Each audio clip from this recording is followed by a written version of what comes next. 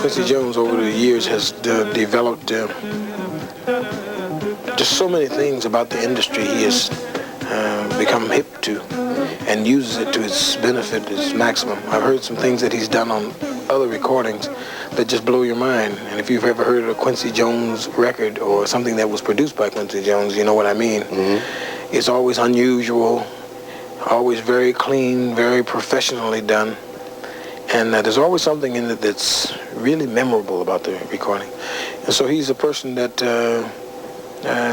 you can bet knows exactly what he's doing and knows exactly what he wants to do.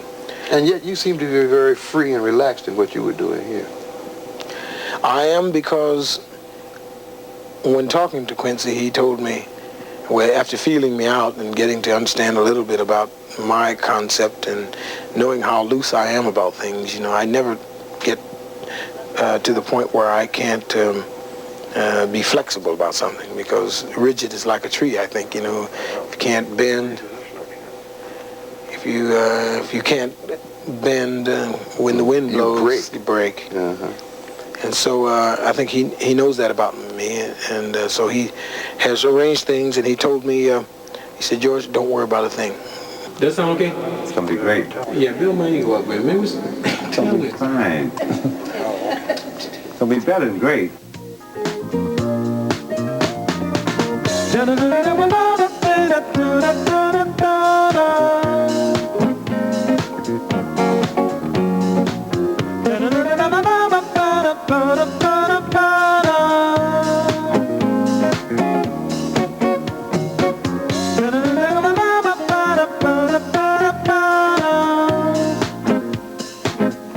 We're talking about George Benson being, to me, the greatest guitarist I have ever worked with, and the greatest singer. Now that's saying something. It is saying something. I mean that from the bottom of my heart.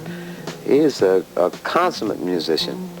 When we say, let's take the key down a half step, he's bang, it's right, the half step down. Let's take it up a fourth, it's there.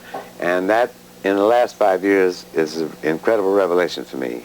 I love that concept of we can move around a little bit, you know, and that means the man has flexibility, he has chops, he's got the musicianship and everything. By chops, you mean that he has the skills? Yes, he has the skills. The dexterity play. Right, which he earned as a musician that went through the streets, wherever you want to go, to get his ability to, you know, in a nutshell, what I'm talking about is that here's a man that didn't ask the question, how do I get over? How do I get better? And better. Is what he said. And better, and better, and better. Mm-hmm. And that's the school I came from. How in the world did you, at 14, happen to be playing horn for Billie Holiday?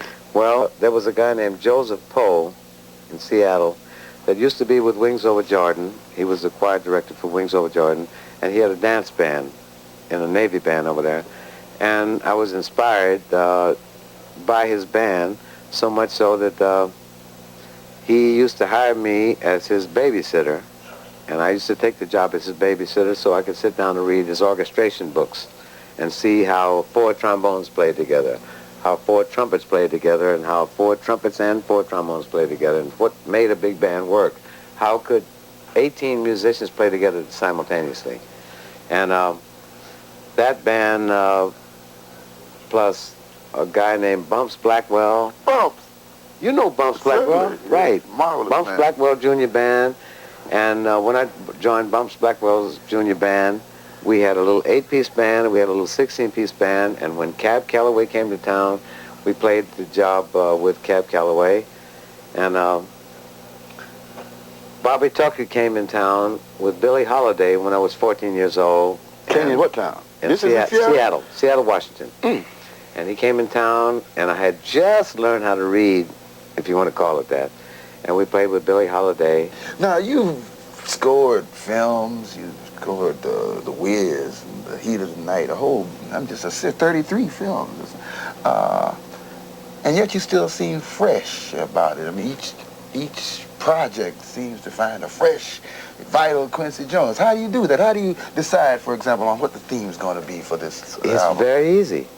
You say that every day is a brand new day, and it's what you call present time. It is right now. It's got nothing to do with what happened yesterday. It's what's happening right now. All right, now in this session, you've gotten together not just George Benson, but really, what would you call it, a team, a company, a family. It is a of family, creators. Yeah. Right. Tell us about that and how you go about doing that. Well,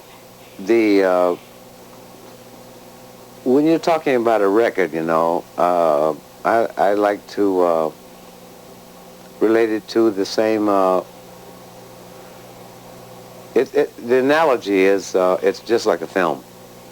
And if you're going to... It's like making a film. Exactly like making a film. And if you're going to put the analogy, a film, it starts with a script and a cast. Mm-hmm. In the sense of a record, the cast is the artist, and the script is the song, the material. It's identical. There's no difference. The difference in the record business is you can start out with the cast first and then find the script later. You would say that, all right, I'm going to record George Benson, so I want a certain quality of sound with George. I want a certain musical family around him. I know the caliber of background singers, the style of background singer I need for this. I know the kind of percussionist I need for this. Is this what you're doing? Who are some of the other people who are involved in it? How are they selected? The other people who are involved are the girl that was on the session tonight, Patty Austin, who Dinah Washington introduced me to her when she was 3 years old. She's been, I think, one of the geniuses of the record business, for the last 28 years. Out of 85% of all the commercials on television, she's involved in about 85 or 90% of all the commercials. What makes her so good? God gave her a gift, and she developed it. What was the gift? The gift was automatic retention of any sound she was confronted with. We would do 11 takes with Dinah, and Clifford Brown and comparable type musicians would play ad-lib solos with her on every take. Patty could sing back every take Dinah Washington did, and note for note what Dinah did, even her goofs.